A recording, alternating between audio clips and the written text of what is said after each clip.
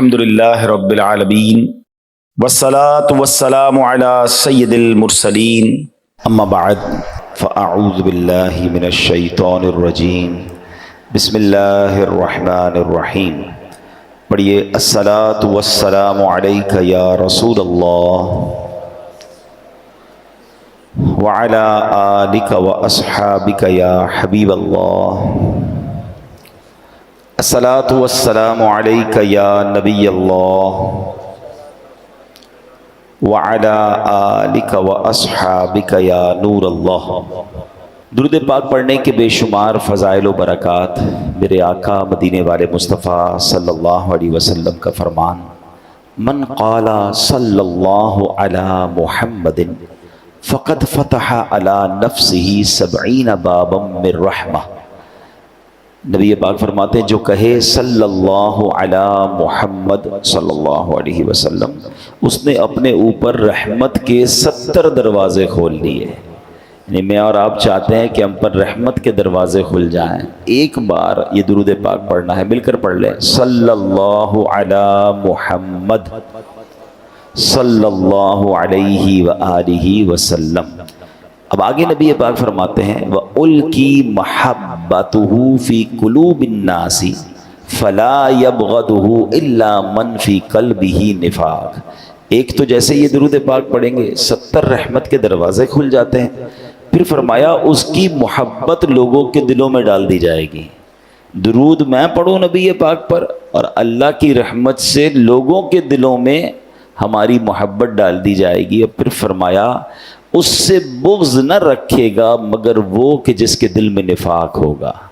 یعنی مسلمان صاف دل والے لوگ محبت کرنے لگ جاتے ہیں اس بندے سے جو نبی پاک پر درود پڑھتا ہے. اور خاص طور پہ یہ جو درود پاک کا صیغہ ہے اس کو اپنی روٹین میں شامل رکھیں. ایک بار پھر پڑھ لیں صلی اللہ علی محمد صلی اللہ علیہ وآلہ وسلم. انشاءاللہ یہ عادت میں رکھیں تو آپ کو ہر بار درود پڑھنے پر 70 رحمت کے دروازے بھی کھلتے جائیں گے اور لوگوں کے دلوں میں انشاءاللہ محبت ڈال دی جائے گی.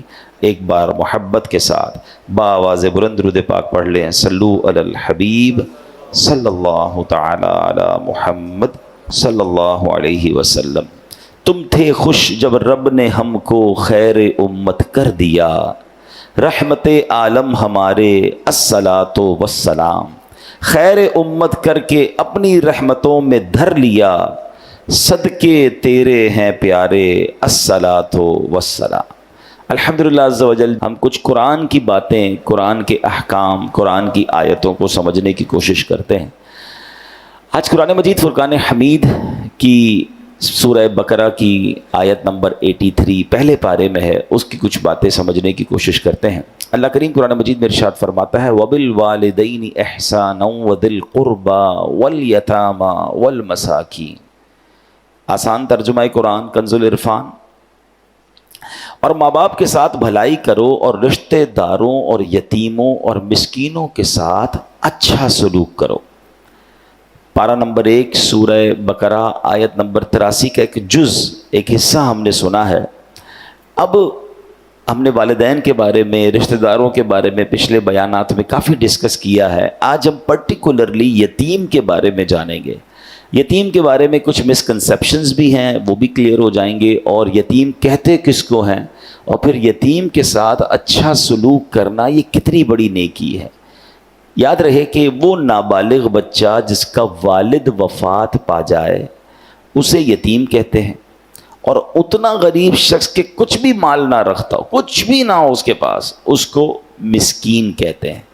آیت کریمہ میں حکم کیا دیا گیا کہ سب سے پہلے ماں باپ کا حق ہے، لہٰذا ان کے ساتھ نیکی اور بھلائی کرو. پھر ان کے واسطے سے جتنوں کے ساتھ رشتہ بھی قائم ہوا ہے. ماں باپ کی وجہ سے رشتہ کیسے قائم ہوتا ہے؟ بھائی سے، بہن سے، چچا سے، تایا سے، ماموں سے، خالہ سے، ان سب کے ساتھ نیک سلوک کرنا ہے. اور آخر میں فرمایا یتیم اور مسکین خواہ تمہارے رشتہ دار ہوں یا نہ ہوں، ان سب کے ساتھ نیکی اور بھلائی سے پیش آنا ہے. یہاں میں ایک اور بڑی خوبصورت بات آپ کو بتاؤں کہ وراثت جو ہے نا، یہ پیسوں کی تو ہوتی ہے، مال کی ہوتی ہے، نبی پاک علیہ الصلوۃ والسلام نے ایک بہت کمال کی بات ارشاد فرمائی، ان الود یتوارث، فرمایا محبت میں بھی وراثت جاری ہوتی ہے۔ ہاں، اس کو لوگ بھول جاتے ہیں۔ یہ کیا ہے؟ یعنی ماں باپ کی طرف سے جو ہمیں وراثت ملتی ہے نا، صرف جائیداد اور مال و دولت کی صورت میں نہیں ملتی، بلکہ وہ محبت جو ماں باپ کے دل میں ہوتی ہے اس کی بھی وراثت جاری ہوتی ہے۔ ہر وہ شخص جس کے لیے ہمارے ماں باپ کے دل میں محبت تھی، ماں باپ کی عزت احترام، اور ماں باپ ان کے لیے خلوص کے جذبات رکھتے تھے، عزت رکھتے تھے، اس میں بھی وراثت جاری ہوتی ہے۔ ہم پر بھی لازم ہے کہ اس محبت، عزت اور خلوص کے جذبات کو کنٹینیو کریں، ماں باپ کے رشتہ داروں کے حقوق ادا کریں۔ یہاں ہوتا کیا ہے؟ مثال کے طور پہ ماں باپ کا انتقال ہوا، اب والد صاحب اپنی بہن کے ساتھ، اپنے بھائیوں کے ساتھ، اپنے رشتہ داروں کے ساتھ بڑا اچھا سلوک رکھتے تھے، مگر والد کے انتقال کے بعد اب بیٹا کہتا ہے وہ میرے رشتہ دار تو نہیں ہے نا، خالہ میری، اب میری مطلب پھوپھی میری کیا ہے، تو چچا میرے کیا ہیں، وہ ابو کے رشتہ دار تھے۔ بالکل اسی طرح والد صاحب کچھ غریبوں کی مدد بھی کرتے تھے، یا والد صاحب کے بہت اچھے کچھ دوست تھے، اب جیسے ہی والد کا انتقال ہوا ان سب سے رابطہ ختم۔ اسی طرح والدہ کا جب انتقال ہوا تو خالہ سے رابطہ ختم، ماموں سے رابطہ ختم، ننیال والوں سے لوگ رابطہ ختم کر دیتے ہیں۔ اسی طرح والدہ کی کچھ سہیلیاں ہوتی ہیں، یا والدہ کی کچھ ایسی عورتیں آتی تھی کہ ماں جن کی مدد کرتی تھی، لیکن ہوتا کیا ہے کہ جیسے ہی ماں باپ دنیا سے جاتے ہیں بچے کہتے ہیں ہمارا ان سے کیا تعلق ہے، وہ اچھا ان کو بڑا فیل ہوتا ہے کہ ہمارا بھائی تو کیا گیا، اب سارا معاملہ ہی ختم ہو گیا، ہماری بہن تو کیا گئی، اب سارا معاملہ ختم ہو گیا۔ نہیں، ابھی حدیث کا جز یاد رکھیے کہ محبت میں بھی وراثت جاری ہوتی ہے۔ اچھی اولاد وہ ہے کہ جو ماں باپ کے رشتہ داروں کے ساتھ بھی اچھا سلوک کرے، بلکہ وہ جہاں جہاں نیکی کر رہے تھے اس نیکی کو بھی جاری رکھے۔ اس سے فائدہ پتہ کیا ہوتا ہے؟ ماں باپ کی روح راضی ہوتی ہے کہ ہمارے بچوں نے ہمارے دوستوں کا اب بھی خیال رکھا، ہمارے رشتہ داروں کا اب بھی خیال رکھا ہے۔ اور دوسرا فائدہ پتہ کیا ہوتا ہے؟ کہ وہ جو لوگ ہوتے ہیں نا جن کے ساتھ آپ اچھا سلوک کرتے ہیں، یعنی اگر کوئی بچہ اپنے چچا کے ساتھ، تایا کے ساتھ، اپنے ددیال والوں کے ساتھ، ماں کے جانے کے بعد ننیال والوں کے ساتھ، یا ماں باپ جہاں نیکی کرتے تھے اس نیکی کو کنٹینیو کرتا ہے، تو وہ سارے لوگ اس مرحوم کو دعا دیتے ہیں کہ دیکھو کیا بیٹا کی تربیت کر کے گئے، کہ بیٹا اپنے باپ کی اس نیکی کو جاری رکھے ہوئے، اپنی ماں کی اس نیکی کو جاری رکھے ہوئے۔ اور علماء نے حقوق والدین میں بھی اس کو لکھا کہ ماں باپ کا یہ حق ہے کہ ان کے انتقال کے بعد ان کے رشتہ داروں کے ساتھ اچھا سلوک کیا جائے۔ تو قرآن کی اس آیت میں ہمیں کیا سمجھایا گیا کہ ہمیں رشتہ دار، والدین کے ساتھ تو اچھا سلوک کرنا ہے، مگر رشتہ داروں کے ساتھ بھی اچھا سلوک کرنا ہے۔ یہ تو بات ہو گئی اس حصے کی۔ اب بات کرتے ہیں یتیم کی۔ اچھا، یتیم کے بارے میں ایک مسکنسیپشن یہ ہے کہ بہت سارے لوگ ملتے ہیں کہتے ہیں میں بھی یتیم ہوں، اور بہت بڑی عمر کے ہوتے ہیں یا جوان ہوتے ہیں۔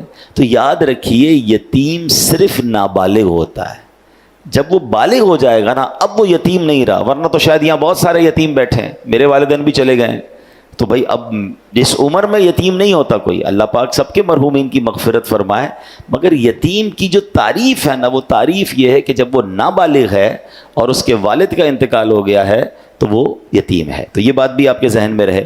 اب یتیم اور مسکین کی مدد کرنے والا یہ اتنی بڑی نیکی ہے اور اتنا بڑا ثواب ہے، سبحان اللہ۔ نبی پاک علیہ الصلوۃ والسلام فرماتے الساعی علی الارملۃ والمسکین کالمجاہدی فی سبیل اللہ او کالذی یصوم النہار ویقوم اللیل۔ آقا علیہ الصلوۃ والسلام فرماتے ہیں، بخاری کی حدیث ہے، کہ یتیم بچوں اور مسکین کے لیے دوڑ دھوپ کرنے والا، مثلا ان کی مدد کی کوشش کرنے والا، راہ خدا میں لڑنے والا، یا دن کو روزہ رکھنے اور رات بھر عبادت کرنے والے کی طرح ہے۔ اب آپ ذرا غور کیجئے کہ دن کو روزہ رکھنا، رات بھر عبادت کرنا، بلکہ راہ خدا میں جہاد کرنا، اس کے برابر کس کو کہا گیا؟ کہ جو یتیم کی یا مسکین کے لیے کوشش کرتا ہے، کسی کو یتیم مسکین کو کھانا کھلا رہا ہے، ان کی تعلیم کے لیے مدد کر رہا ہے، ان کو کہیں ڈراپ کر رہا ہے، ان کو ریسیو کر رہا ہے، یہ وہ نیکی ہے کہ یہ مجاہد کے برابر ہے، راہ خدا میں لڑنے والے کے برابر ہے۔ حدیث پاک میں آتا ہے جنت میں پہنچ کر وہاں سے واپس دنیا میں آنے کی کوئی خواہش نہیں کرے گا۔ دنیا سے کوئی جنت میں پہنچ جائے اس کو پھر دنیا میں کیوں واپس آنا ہے؟ مگر سبحان اللہ جو راہ خدا میں لڑتے ہوئے شہید ہوا ہوگا نا، وہ جنت میں پہنچ کر بھی خواہش کرے گا کہ کاش پھر دنیا میں جاؤں، پھر راہ خدا میں لڑوں اور پھر شہادت کا مرتبہ پاؤں۔ مبارک ہو ان لوگوں کو جو اللہ کی راہ میں لڑتے ہیں اور پھر شہادت کا رتبہ پاتے ہیں۔ اب عام لوگوں کے لیے تو یہ مواقع نہیں ہوتے، یہ تو فوج ہوتی ہیں دنیا بھر میں، جو بھی جیسے بھی ملک کے لیے، وطن کے لیے، اسلام کے لیے جو لڑائی ہوتی ہے وہ لڑتے ہیں، مگر عام لوگوں کے لیے بھی کیا ہمیں ایک انعام مل گیا کہ اگر یتیم کی مدد کی جائے، مسکینوں کی مدد کی جائے، تو فرمایا یہ راہ خدا میں جہاد کرنے کے برابر ہے۔ صدیقہ بنت صدیق، حضرت عائشہ صدیقہ طیبہ طاہرہ رضی اللہ تعالی عنہا سے روایت ہے کہ رسول ذیشان مکی مدنی سلطان صلی اللہ علیہ وسلم نے فرمایا جو کسی چھوٹے لاوارث یا یتیم بچے کو پالے یہاں تک کہ وہ لا الہ الا اللہ کہنا شروع کر دے، اللہ پاک اس شخص سے حساب نہ لے گا۔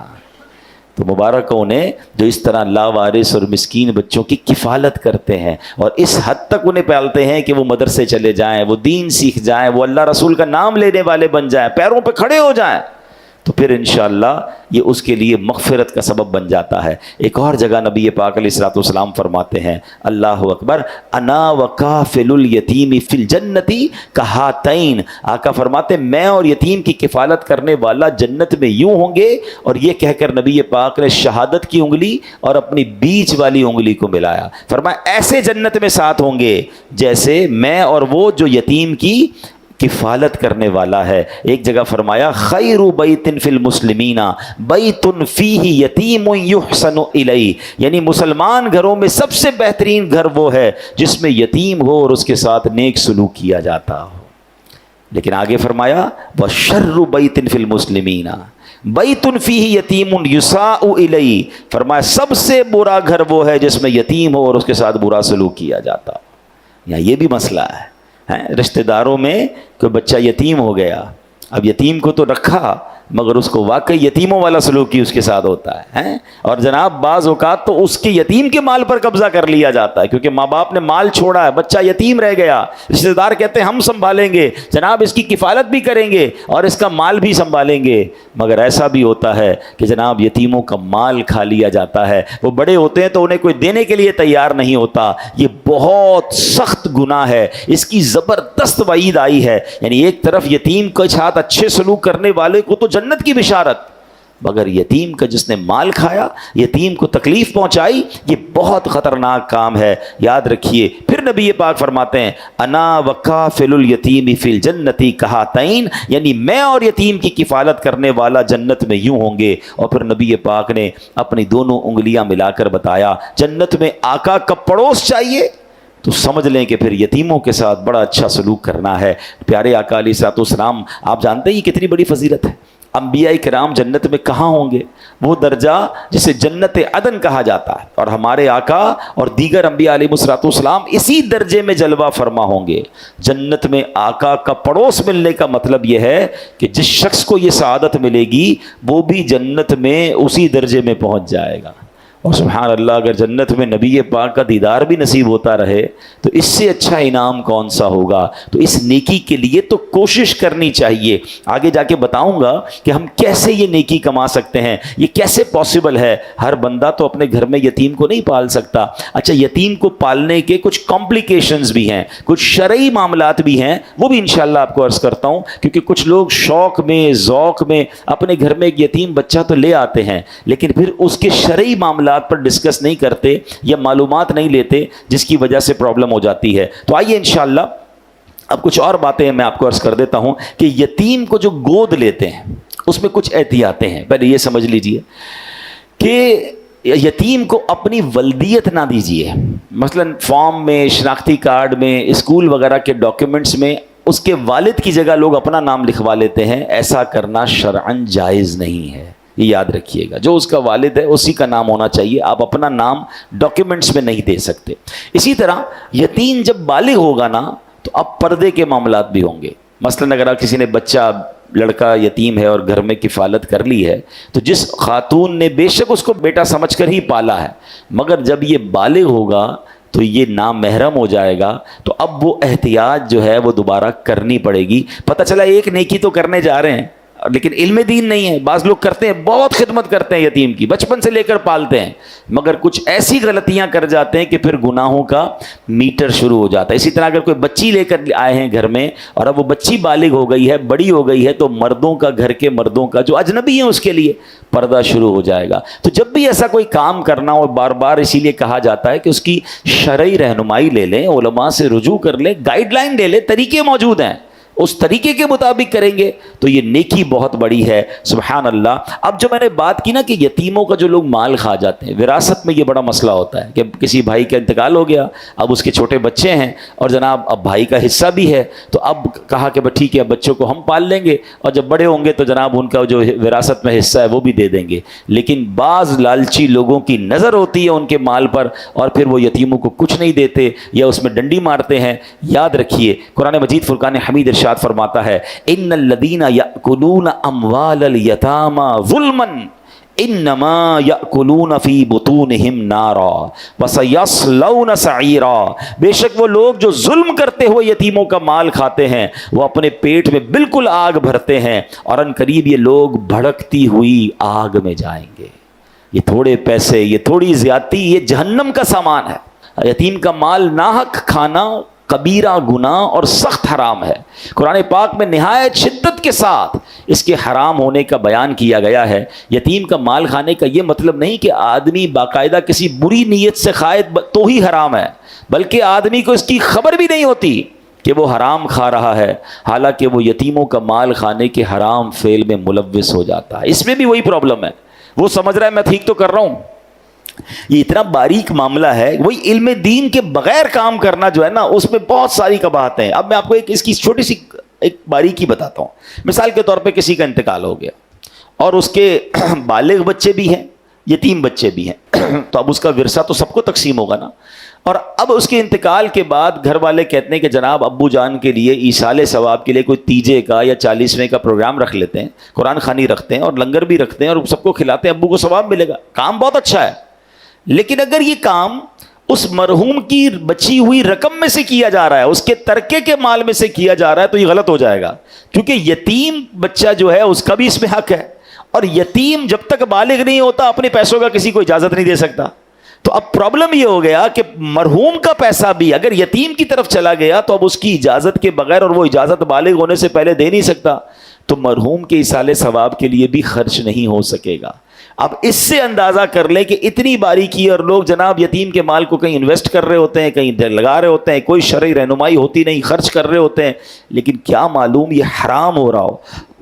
کچھ چیزوں کی اجازت ضرور ہے, مگر اس کے لیے علماء سے رابطہ کیجئے.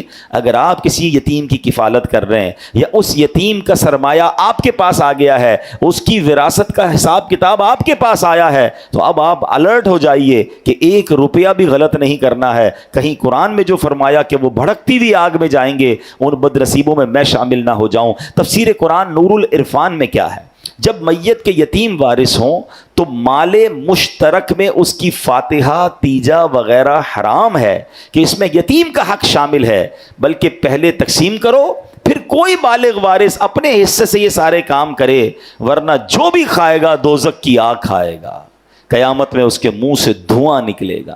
حدیث پاک میں آتا ہے یتیم کا مال ظلمن کھانے والے قیامت میں اس طرح اٹھیں گے کہ ان کے منہ, کان اور ناک سے بلکہ ان کی قبروں سے دھواں اٹھتا ہوگا, جس سے وہ پہچانے جائیں گے کہ یہ یتیموں کا مال کھانے والے. یتیم کا اگر خاندان میں, ہماری فیملی میں کوئی یتیم ہے نا, اور اس کا مال کسی طرح آپ کو پتہ چل گیا کہ یار یہ ہم نے ٹیک کیئر کرنا ہے, بی اویئر, علماء سے رابطہ کریں, 1 روپے کا پراپر حساب رکھیں. نیکی بڑی ہے مگر یہاں زیادتیاں ہو رہی ہیں. آپ کے سامنے بھی ہوگا ایسے واقعات, بہنوں کا حق نہیں دیتے ورثے میں اور یتیم کا مال کھا جاتے ہیں. یتیم کو بیچارے کو پتہ بھی تو نہیں ہوتا نا کہ میرے پاس کتنے پیسے ہیں, وہ تو چھوٹا تھا, اس کے والد صاحب چلے گئے, اب رشتہ داروں کی نظریں ہوتی ہیں کہ جناب اس کا ہم سنبھالیں گے اور اس کا مال بھی ہم ہتھیا لیں گے. یہ مال نہیں لے رہے آپ, یہ جہنم کی آگ لے رہے ہیں. اس یتیم کی کفالت کر کے جنت آپ حاصل کر سکتے ہیں. پیارے آقا علیہ الصلوۃ والسلام کی حیات طیبہ کا بڑا شاندار واقعہ. مکہ مکرمہ میں ایک یتیم بچہ تھا, اس کی امت کے فرعون, یعنی اس امت کا جو فرعون تھا وہ کون تھا؟ ابو جہل تھا. اس ابو جہل نے اس یتیم بچے کی پرورش اپنے ذمے لے لی, سارا مال بھی جو اس بچے کو وراثت میں ملا تھا وہ بھی اپنے قبضے میں کر لیا. اب چاہیے تو یہ تھا کہ ابو جہل اس کی اچھی دیکھ بھال کرتا، مگر اس بدبخت نے، جس کے دل میں حرص و ہوس بھری ہوئی تھی، یتیم کی پرورش کرنے کی بجائے اس کے مال پر قبضہ کر لیا۔ ایک دن وہ بچہ ننگے بدن پریشان حال ابو جہل کے پاس آیا اور کہا کہ مجھے اپنا مال دو جو میرے والد صاحب چھوڑ کر گئے تھے۔ اس بدبخت نے اس یتیم کو دھکے دے کر اپنے گھر سے نکال دیا۔ اچھا، اب جب قریش کے سرداروں نے دیکھا کہ یتیم کے ساتھ ایسا ہوا تو کہا ایسا کرو، تم مسلمانوں کے نبی محمد عربی صلی اللہ علیہ وسلم کے پاس جاؤ اور ان سے جا کر مدد مانگو۔ اچھا، انہوں نے یہ چیز بھی ٹونٹ کرنے کے لیے کہی تھی کہ وہ بھی کیسے مدد کریں گے، چلو پھر بھی تم جاؤ ان کے پاس۔ وہ پیارے آقا علیہ الصلوۃ والسلام کے پاس آیا۔ اب نبی پاک سبحان اللہ، وہ تو سب کے مددگار ہیں، غم و رنج و علم اور سب بلاؤں کا مداوا ہو، اگر وہ گیسوؤں والا میرا دلدار ہو جائے، اشارہ پائے تو ڈوبا ہوا سورج برآمد ہو، اٹھے انگلی تو مہ دو بلکہ دو دو چار ہو جائے۔ تو وہ یتیم گئے جب ان کے پاس، تو نبی پاک علیہ الصلوۃ والسلام نے کیا کیا، پیارے آقا نے اس بچے کو ساتھ لیا اور ابو جہل کے پاس آ گئے، اور آپ نے فرمایا کہ اے ابو جہل، نبی پاک علیہ الصلوۃ والسلام نے فرمایا کہ اس یتیم کا مال دو۔ اب وہ سارے سردار سمجھے کہ ابو جہل نے تو آج خوب بدتمیزی کرنی ہے، ان کو کیسے ان کی بات ماننی ہے، مگر جیسے ہی نبی پاک اس کے جو بھی جگہ تھی وہاں تشریف لائے تو مرحبا کہہ کر اس نے استقبال کیا اور فوراً یتیم کا سارا مال نکال کر دے دیا۔ تو قریش کے لوگ حیران ہو گئے، ابو جہل تم تو ان کے سب سے بڑے مخالف ہو، ان کے بارے میں اتنی باتیں کرتے ہو، ان کے دین کو ٹکراتے ہو، آج آتے ہی ان کو سارا مال دے دیا، آج تو موقع تھا معاذ اللہ ان کے سامنے تم نے مقابلہ کرنے کا۔ تو ابو جہل کہتا ہے کہ جب وہ آئے تو خدا کی قسم میں نے دیکھا کہ محمد عربی صلی اللہ تعالیٰ علیہ وسلم کے دائیں اور بائیں ایک نیزہ دیکھا میں نے، مجھے ڈر لگا کہ ان کی بات نہیں مانوں گا تو وہ نیزہ مجھے پھاڑ ڈالے گا۔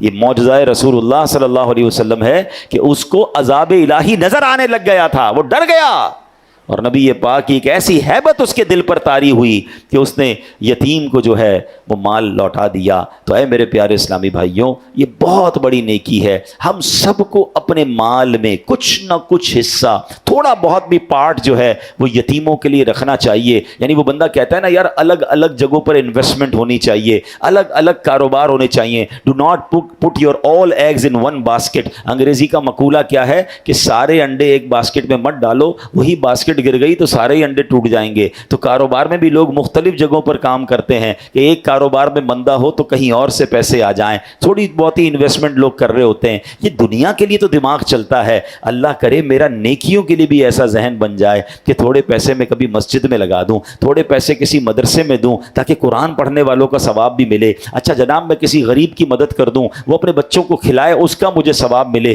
کسی کو قرضہ دوں تو قرضے کا ثواب بھی مجھے ملے۔ اچھا جناب اب اور کون سی نیکی ہے، تو کسی یتیم کی کفالت کر لوں تاکہ یتیموں کے گھر میں بھی ہونے والی نیکی کا ثواب مجھے ملے۔ اگر ہم سوچتے جائیں اللہ نے جس کو نوازا ہے تھوڑا پانی کے صدقے کا کام کر دوں کہ جب تک کنواں چلتا رہے گا، جب تک پانی لوگ پیتے رہیں گے ادھر سے مجھے ثواب مل جائے، تو یہ جتنی نیکیاں ہیں صدقہ، کبھی درخت لگا دوں تو درخت لگتے رہیں گے، اس کا مجھے ثواب، سایہ ملتا رہے گا مجھے اس کا ثواب ملے۔ اگر جس کا یہ ذہن بن جائے نا کہ جناب مجھے، اور پھر ماشاءاللہ اگر دعوت اسلامی کے ساتھ آپ کنٹریبیوٹ کرتے ہیں اور آپ یہ سوچیں کہ دعوت اسلامی تو پوری دنیا میں نیکی کے کام کر رہی ہے، تو جس طرح لوگ کہتے ہیں نا یار دنیا بھر میں فیکٹریاں ہونی چاہیے، ایکسپورٹ امپورٹ کا کام ہونا چاہیے، پاکستان کے ساتھ ساتھ دنیا کے کئی ملکوں سے مال آنا چاہیے، اللہ کرے یہ ذہن بن جائے کہ میرا ثواب بھی دنیا بھر میں پھیل جائے۔ جب پتہ چلے کہ دعوت اسلامی برطانیہ میں، افریقہ میں، یا جناب دنیا کے کئی ملکوں میں کام کر رہی ہے، تو آپ بھی رابطہ کر سکتے ہیں کہ جناب اس پہ بھی تھوڑا میرا حصہ ملائیں۔ اب جیسے آج کل غزہ کے مسلمانوں کی مدد ہو رہی ہے، فلسطین کے مسلمانوں کی مدد ہو رہی ہے، وہاں کتنی بڑی تعداد میں یتیم بچے ہو گئے ہیں۔ الحمدللہ ہم کوشش کر رہے ہیں کہ کسی طرح میں ایکسس ملے تو ہم غزہ کے اندر بھی انشاءاللہ یتیم خانہ بنائیں، مگر کہنے کا مقصد یہ ہے کہ ہمیں خاص طور پر آج جو میں نے بیان کیا ہے کہ یتیموں کی کفالت، سب سے پہلے تو یہ سوچ لیجئے کہ اگر آپ کی فیملی میں، آپ کے رشتہ داروں میں کوئی یتیم ہے، اس سے اچھا سلوک کرنا ہے، اس کا حق نہیں دبانا ہے، بلکہ اس کا حق دلانے میں اپنا اگر آپ کردار ادا کر سکتے ہیں تو کردار ادا کیجئے۔ پہلی آپ نے سبحان اللہ حدیث بھی سنی تھی، قرآن پاک کی آیت بھی سنی کہ وہ راہ خدا میں جہاد کرنے والے کے برابر ہے جو کسی یتیم کے لیے مدد کرنے کی کوشش کرتا ہے۔ تو آپ یہ کام کیجئے۔ دوسرے نمبر پر آپ ایک یہ کیجئے کہ یتیم کی کفالت اپنے ذمے لے لیجئے۔ اپنے گھر میں اگر یتیم پالنا ہے بڑی اچھی نیکی ہے، مگر اس کے شرعی کانسیکوینسز، شرعی تقاضے پورے کرنے ہوں گے۔ اور اگر آپ اپنے گھر میں نہیں پال سکتے تو آس پاس رشتہ داروں میں، پڑوسیوں میں، محلے میں کئی یتیم بیوائیں ہوتی ہیں جن کے بچے ہوتے ہیں، بچے یتیم ہوتے ہیں، تو آپ ان کی کوئی ماہانہ مدد شروع کر دیں تو یہ آپ سمجھ لیں یتیم کی کفالت کرنا آپ نے شروع کر دیا، یہ بڑی نیکی ہے۔ حدیث پاک میں آتا ہے جو یتیم کو کھانے پینے میں ساتھ ملائے اللہ پاک ضرور اس کے لیے جنت واجب فرما دیتا ہے۔ تو مہینے میں ایک دعوت کر لیں کہ آپ کو لگتا ہے یار فلاں رشتہ دار ہیں یا فلاں پڑوسی ہیں یا فلاں کوئی غریب خاندان ہے، یتیم بچے ہیں، ان بچوں کو مہینے میں ایک دن بلایا، جیسا اپنے بچوں کو کھلایا ایسا ان کو بھی ساتھ بٹھا کر کھلا دیا، اس نیت سے کہ انشاءاللہ جنت کی دعوت ملے گی۔ تو بات وہی ہے کہ نیکی کمانے کا سلیقہ ہو جائے۔ اب ایک اور بات یاد رکھیے گا، یتیم کے سر پر ہاتھ پھیرنا، یعنی یتیم کی خدمت کرنا تو اور بات ہے، سر پر ہاتھ پھیرنے کی سبحان اللہ فضیلت یہ ہے کہ نبی پاک نے فرمایا جس نے پیار سے یتیم کے سر پر ہاتھ رکھا، وہ بال جن پر اس کا ہاتھ گزرا، ہر بال کے بدلے میں اس کے لیے ایک نیکی لکھی جائے گی، ہر بال کے بدلے میں گناہ مٹایا جائے گا، ہر بال کے بدلے میں ایک درجہ بلند کیا جائے گا۔ تو اللہ کی رضا کے لیے، اچھا یہ بھی کیوں، جب آپ سر پہ ہاتھ پھیرتے ہیں تو شفقت ہے نا، اس کو فیل ہوتا ہے، اس کو اچھا لگتا ہے کوئی ہے جو میری جو ہے وہ مدد کرنے والا ہے۔ اچھا اس میں بھی بڑی پیاری علماء نے تقسیم بتائی ہے، اور یہ حدیث پاک میں ہے کہ لڑکا یتیم ہونا تو ہاتھ کیسے پھیرنا ہے، پیچھے، سر کے پیچھے سے ہاتھ آگے لانا ہے، اور جس کا والد ہے دنیا میں، ویسے ہی ہمارے کسی دوست کا بیٹا ہے اور شفقت کے لیے آپ سر پہ ہاتھ پھیر رہے ہیں تو آگے سے پیچھے بالوں کی طرف لے جانا ہے۔ تو یہ بھی طریقہ حدیثوں میں بیان ہوا۔ تو بہرحال میرے پیارے اسلامی بھائیوں، جب سر پر ہاتھ پھیرنے میں اتنا ثواب ہے کہ ہر بال کے بدلے نیکی ہے، تو یتیم کو کپڑے دلانا، یتیم کو کھانا کھلانا، یتیم کی تعلیم کا انتظام کرنا، دیکھیں وہ بن باپ کا بچہ ہے، آپ اس کے ساتھ اچھا کریں گے، آپ کے اپنے بچوں کے ساتھ اچھا ہونا شروع ہو جائے گا۔ تو آخر میں میری گزارش یہی ہے کہ مثال کے طور پہ کوئی میرا بھائی ایسا بیٹھا ہے، آپ کے 3 بچے ہیں، آپ کے 4 بچے ہیں، آپ کے 5 بچے ہیں، اللہ آپ کو برکت دے آپ کے بچوں میں، تو کیا ایسا نہیں ہو سکتا کہ میں یہ بھی پلان کروں کہ یار کم از کم 2 یتیم بچے بھی میں پالوں؟ 4 بچے بھی تو پال رہا ہوں نا،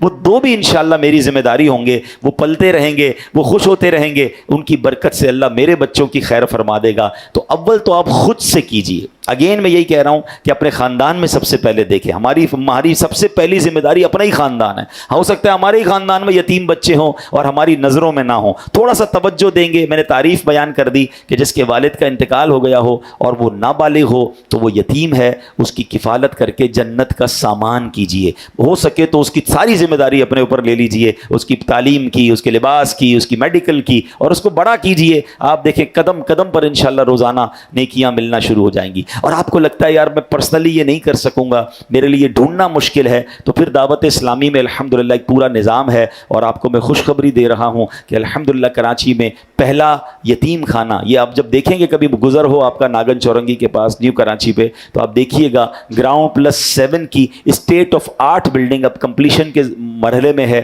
اور انشاءاللہ آپ یتیم خانہ، ہم نے یہ بھی سوچا تھا جب یہ بنانے لگے تھے کہ نارمل مدرسے کی طرح کا بنا لیں، ہم نے کئی یتیم خانوں کا وزٹ کیا، پھر ہمیں اندازہ ہوا کہ پاکستان میں کئی یتیم خانے، واقعی یتیم خانے بنا دیے انہوں نے، اتنا برا حال ہے۔ میں سب کا نہیں کہتا، کچھ واقعی بہت اچھے ہیں، لیکن انشاءاللہ ہم نے ایک ایسا پلان کیا کہ ہم ایسا یتیم خانہ بنائیں کہ عام بچے تمنا کریں کہ ہمیں وہاں پر رہنا ہے، کیونکہ یہ ہمارے بچے ہوں گے، ان کی رہائش، ان کا کھانا پینا، ان کی میڈیکل، بلکہ ان کو دیکھیں نا، اگر بچہ عید کی چھٹیوں پہ اپنے ماں باپ کے پاس جاتا ہے، یہ کہاں جائیں گے؟ تو ان بچوں کو کہیں اسلامک ٹور پر بھی لے جانا، یا پاکستان ٹور پہ لے جانا، مزارات اولیاء کا ٹور کرانا، وہ بھی ہماری ذمہ داری ہوگی۔ تو ایک شاندار مدنی ہوم زیر تعمیر ہے، اور انشاءاللہ مجھے بہت امید ہے کہ اینڈ آف 2025 یا جنوری 2026 کے قریب اس کی اوپننگ ہوگی۔ جب آپ دیکھیں گے تو اگر آپ یتیموں کی کفالت خود کریں، دوبارہ میں کہتا ہوں آپ خود کریں، نہیں کر سکتے اور آپ چاہتے ہیں کہ ہم یہ ذمہ داری لیں، تو آپ دعوت اسلامی کے ساتھ تعاون کر سکتے ہیں، مدنی ہوم کے نام پر اپنا ڈونیشن دیں گے تو انشاءاللہ یہ یتیموں کی کفالت پر خرچ ہوگا، اور یہ انشاءاللہ آپ کے لیے صدقہ جاریہ ہوگا۔ اللہ سے میں دعا کرتا ہوں کہ رب کریم ہمیں یہ نیکی کمانے کی بھی توفیق عطا فرمائے، کیونکہ جو اس کا اجر نبی پاک نے فرمایا نا کہ یتیم کی کفالت کرنے والا اور میں ایسے ہوں گے، تو پیارے آقا کے ساتھ اگر جنت مل جائے تو میں سمجھتا ہوں ایک مسلمان کے لیے اس سے بڑی کیا سعادت ہے۔ اور زندگی میں دیکھیں ابھی نہیں ہے آپ کی نظر میں کوئی، لیکن ہو سکتا ہے تھوڑے دنوں بعد آپ کی نظر میں کوئی ایسی فیملی آ جائے گی، کوئی ایسی درخواست آپ کے پاس آئے گی، پتہ چل جائے نا کہ یہ بیوہ اور یتیم ہیں اور یہ بچے یتیم ہیں، تو بس اب آپ نے ان کی خدمت کرنی ہے، ان کا ساتھ دینا ہے۔ اللہ کریم ہم سب کو یہ نیکی کرنے کی توفیق عطا فرمائے، آمین بجاہ النبی الامین صلی اللہ تعالی علیہ وسلم.